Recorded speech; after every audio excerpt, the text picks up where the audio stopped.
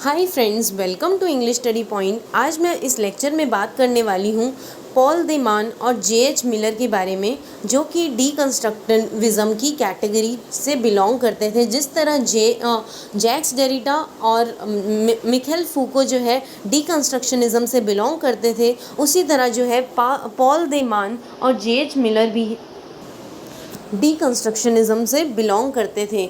Now let's talk about Paul de Man. So Paul de मान जो था वो डेरिडा का डिसाइपल था, यानी स्टूडेंट था, डेरिडा से पढ़ा करता था। सो डेरिडा के जो और भी डिसाइपल है जैसे जे.एच. मिलर, जॉफ्रे हार्टमैन, ये सब जो है डेरिडा के डिसाइपल थे। मतलब ये डेरिडा जो था इनका गुरु था एंड ये डेरिडा से जो है पढ़ा करते थे। पॉल दे मान ने जो है कुछ बुक्स लिखी जिसका नाम था allegories of reading, blindness and insight, rhetoric of romanticism. Then उन्होंने जो है कॉन्सेप्ट दिए, कॉन्सेप्ट ऑफ ट्रोप दिया। सो इन्होंने इस कॉन्सेप्ट में बताया he called figures of speech as tropes या फिर टेंशन। इन्होंने बताया कि जो फिगर्स ऑफ स्पीच का जो टेक्स्ट में यूज़ होता है उससे क्या होता है, टेंशन क्रिएट होने लग जाती है। क्यों होती है? Whenever we use figure of speech there is a confusion that arise in the mind. कि जब भी हम किसी टेक्स्ट में जो है फिगर ऑफ स्पीच या फिर पोएट्री के अंदर फिगर ऑफ स्पीच का यूज़ करते हैं तो उससे क्या होता है, माइंड के अंदर जो है कन्फ्यूजन होने लग जाती है, कन्फ्यूजन क्रिएट होने लग जाती है। बिकॉज इससे क्या होता है, हम जो है स्ट्रेट फॉरवर्ड वे में जो है अपनी बात को जो है नहीं कह पाते। सो you are not straightforwardly saying what you want to say. Then tropes allow the writer to say something and mean something else. So इससे क्या होता है, राइटर जो है फिगर ऑफ स्पीच यूज़ करने के बाद जो है कहना कुछ और चाहता है बट कह कुछ और जाता है। सो यही बोला है, tropes allow the writer to say something and mean something else. Trope से जो है, ट्रोप्स डीस्टेबिलाइजेस लॉजिक। ट्रोप से क्या होता है, लॉजिक जो है डीस्टेबिलाइज होने लगता है। मतलब हम जो है टेक्स्ट को पढ़ने के बाद अगर उसमें फिगर ऑफ स्पीच जो है प्रेजेंट होती है तो क्या होता है, हम लोग जो है सही ढंग से जो है लॉजिक नहीं लगा पाते। सो यही बोला है, ट्रोप्स डीस्टेबिलाइजेस लॉजिक। मीनिंग नहीं फाउंड कर पाते, actual meaning, straight forward meaning कि वो क्या बोलना चाहता है, हम जो है उस मीनिंग तक जो है पहुंच नहीं पाते। सो यही बोला है, ट्रोप्स जो है destabilises logic. It deny possibility of straightforward literal और रेफरेंशियल यूज़ ऑफ लैंग्वेज। कि इससे क्या होता है कि मतलब हम जो है स्ट्रेट फॉरवर्ड जो लैंग्वेज ना यूज़ करके क्या होता है, मतलब इनडायरेक्ट वे में जो है अपनी बात को जो है एक्सप्रेस करते हैं फिगर ऑफ स्पीच का यूज़ करने के बाद। It deny possibility of a straightforward literal और रेफरेंशियल यूज़ ऑफ लैंग्वेज। से मतलब इससे क्या होता है, फिगर ऑफ स्पीच का यूज़ करने के बाद जो है हम स्ट्रेट फॉरवर्ड लैंग्वेज का यूज़ नहीं कर सकते, ना ही लिटरल या फिर referential meaning, referential use of language का। So you can not straightforwardly convey what you want to convey. You are using language in a very different way. कि मतलब जो तुम कहना चाहते हो स्ट्रेट फॉरवर्ड वे में फिगर ऑफ स्पीच के थ्रू नहीं कह सकते। मतलब तुम उस लैंग्वेज का यूज़ करते हो जो कि बहुत डिफरेंट होती है, जो कि मतलब कन्फ्यूजन क्रिएट कर देती है, लॉजिक को जो है डिस्टेबिलाइज कर देती है। सो उस लैंग्वेज का तुम यूज़ करते हो जब तुम फिगर ऑफ स्पीच जो है टेक्स्ट के अंदर जो है यूज़ करते हो। तो देर is a difference in what is actually understood and what is actually meant.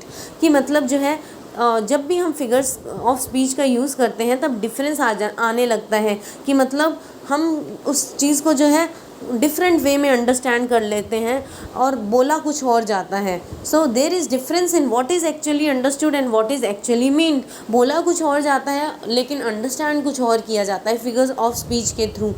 तो ये एक तरह की जो है टेंशन क्रिएट कर देता है figure of speech. So figure of speech creates a tension between referential and figurative meaning.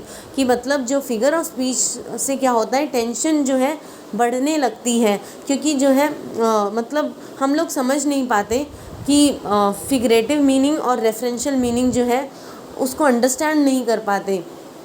So then JS. Miller जो है ये भी जो है जैक्स डेरिडा के डिसाइपल थे, मतलब स्टूडेंट थे। इन्होंने एक बुक लिखी थी जिसका नाम था critic as a host.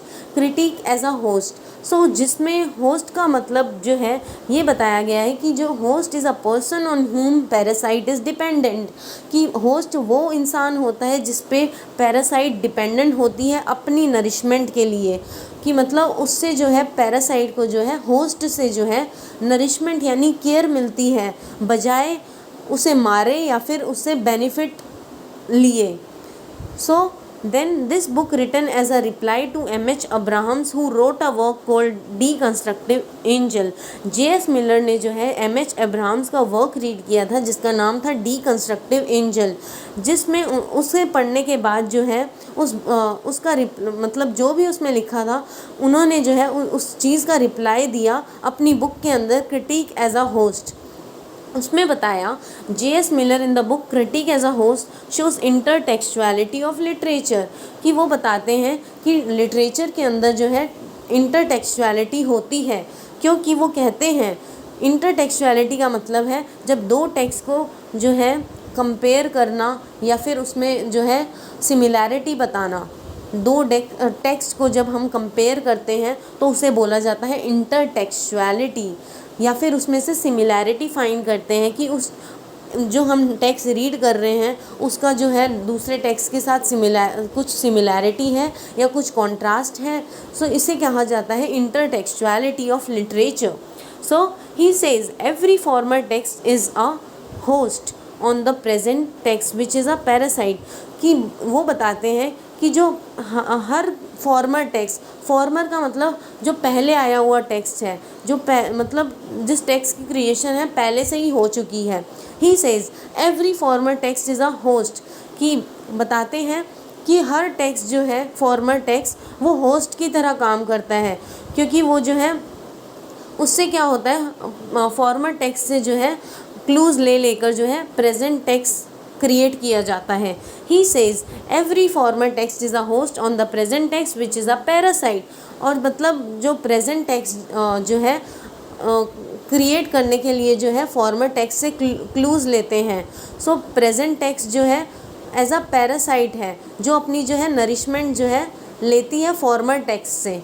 So in every new text you will see the reference of earlier text, कि आप कभी भी देख लेना कि जब भी कोई नया टेक्स्ट जो क्रिएट होता है उसमें कुछ ना कुछ जो है रेफरेंस होते हैं पुराने टेक्स्ट से लिए हुए।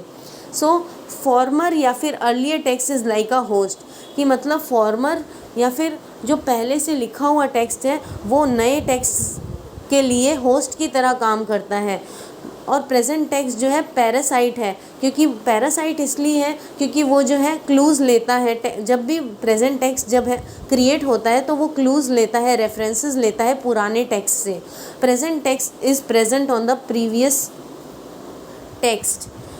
Then host means anything which takes reference और हेल्प फ्रॉम द होस्ट, कि होस्ट का मतलब है कि नए टेक्स्ट से जो है कि मतलब होस्ट का मतलब ये है कि जब भी आप कोई नया टेक्स्ट क्रिएट करते हो तब आप जो है पुराने उसमें जो है पुराने टेक्स्ट के रेफरेंस डालते हो। So that is concept given by J.S. Miller. So इस लेक्चर में मैंने आपको बताया पॉल दे मान एंड J.H. मिलर के बारे में। पॉल दे मान ने जो है 3 बुक्स लिखी थी, allegories of reading, blindness and insight, rhetoric of romanticism. Then उन्होंने जो है कॉन्सेप्ट दिया ट्रोप्स के बारे में। ट्रोप्स जो होता है वो टेंशन अराइज करता है। देन जो है J.S. मिलर की बुक्स के बारे में बताया, एंड देन उनके जो कॉन्सेप्ट था पैरासाइट वाला उसके बारे में बताया। So thank you friends.